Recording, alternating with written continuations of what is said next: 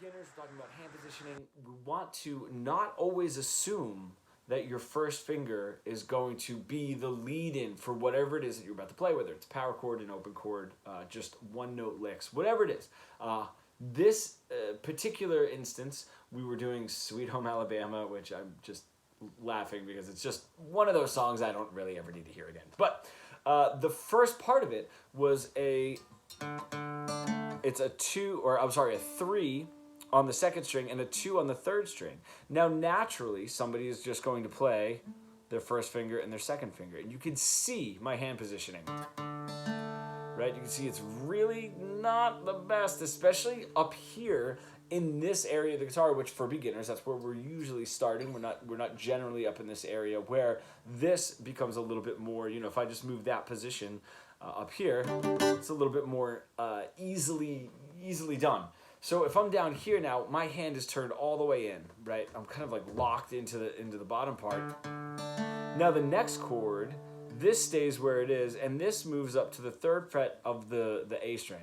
And I let this student kind of do it for a little bit just to see what would happen.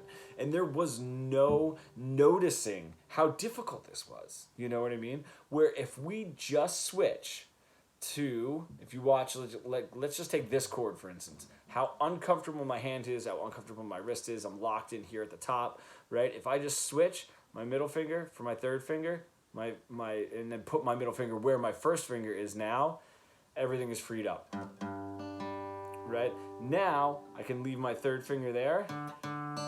My first finger works perfectly here, right? Rather than even my middle finger there. Now you can see my hand isn't strained and it's barely moving and it's more natural. How you can always tell you're in a good hand positioning and it's natural is if you can just kind of grab like that, the neck, right? If I can grab the neck and then nothing really changes. It's not like if I just grab the neck casually and then have to do that is the most wild change. So don't always assume that your first finger is the best. And if you don't have a teacher that can guide you through that, at very least you can sort of mess around with some of your other fingers. And even this little thing that we were doing, right? That's kind of how everyone plays it, just with one finger, and even jumping to the 3rd string there.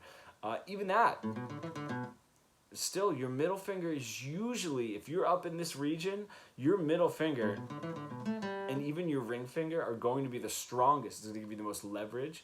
If you don't need to do something where you do need to stretch, you got to make those stretches. Yep, that middle finger is not really going to lead in. But if you're just doing those, I would do them with my middle finger, right? It relaxes the hand. You're not locked in. So just something to think about as you're playing Sweet Home Alabama or whatever it is that you're playing, that your first finger is not always your best option.